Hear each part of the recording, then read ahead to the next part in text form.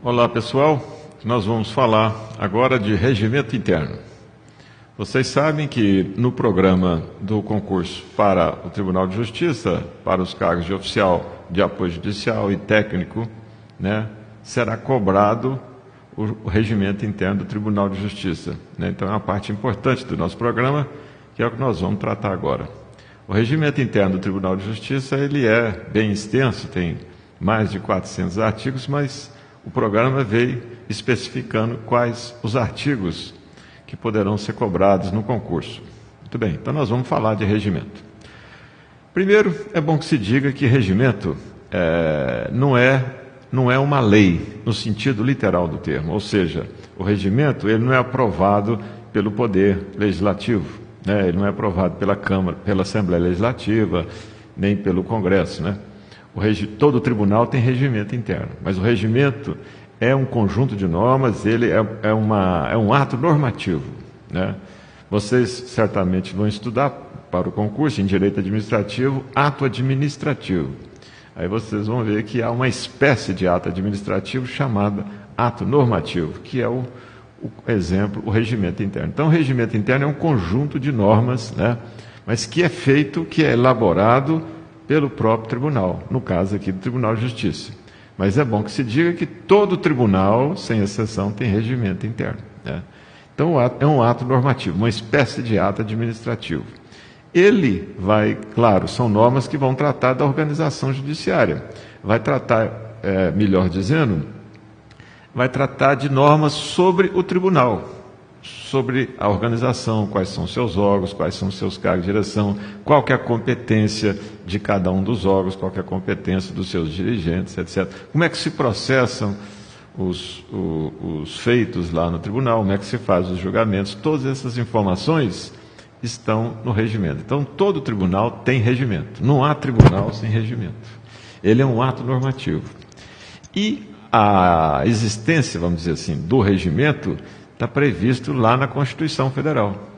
Lá no artigo 96, diz claramente, expressamente, compete privativamente aos tribunais, ou seja, qualquer tribunal.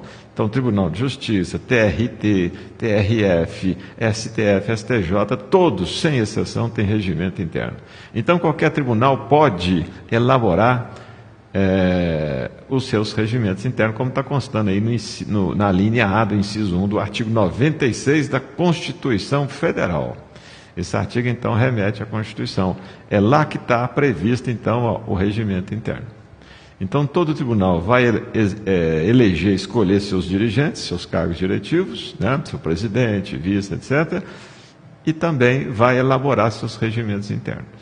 Então, cada tribunal elabora o seu regimento interno, que é o que nós vamos falar agora. Muito bem, o artigo 1º do regimento interno, ele vai dizendo que o órgão superior do Poder Judiciário é o Tribunal de Justiça, que é o órgão máximo do Poder Judiciário. A sede dele é aqui em Belo Horizonte, a capital, e ele tem jurisdição em todo o estado de Minas Gerais. Nós já sabemos que cada estado tem um Tribunal de Justiça. São 27 tribunais de justiça, inclusive o Distrito Federal. O de Minas Gerais, ele tem competência para julgar as causas em recurso originárias, desde que dentro do estado de Minas Gerais. Ou seja, o Tribunal de Justiça não vai julgar um recurso, uma apelação que veio de Guarapari ou de Cabo Frio, porque a jurisdição dele é causas no território de Minas. Esse é o artigo 1º. Bom, no artigo 2º do regimento, podemos dizer que é uma norma que está presente no regimento de todos os tribunais de segundo grau. Você vai encontrar o que está disposto no artigo 2º, lá no regimento interno do TRE, no regimento interno do TRT, no regimento interno do TRF, Então, e também, claro, no TJ. O artigo 2º vai dizer o seguinte: qual o tratamento que se dispensa ao Tribunal de Justiça e aos desembargadores? Quando se referir ao tribunal, o tratamento, então determinado é que se use a expressão egrégio. Então, quando alguém indagar você onde você trabalha, você deverá dizer de forma orgulhosa: eu trabalho no egrégio Tribunal de Justiça. Egrégio é a expressão que significa honrado, elevado, ilustrado, né, tribunal. Então, é isso. Todo tribunal, quando se referir a ele, deve-se usar esse tratamento, o egrégio tribunal de justiça. E os desembargadores, que são os magistrados que atuam no Tribunal de Justiça, né, são chamados desembargadores, o tratamento que se vai dispensar a eles é de excelência. Então, é quando encontrar, quando for cumprimentar, quando for citar, você deve usar o tratamento conforme está no regimento, a excelência. Né? Então, é isso, é o artigo 2º. O artigo 2º, então, diz lá, ao Tribunal de Justiça cabe o tratamento de egrégio, sendo privativo de seus membros o título de desembargador, aos quais é devido o tratamento de excelência. Não custa registrar aqui desembargador, inicialmente era um tratamento, era uma expressão que se referia apenas aos magistrados dos tribunais de justiça, conforme estava lá no Estatuto da Magistratura. Mas hoje, esse título de desembargador se estende a todos os membros dos tribunais de segundo grau.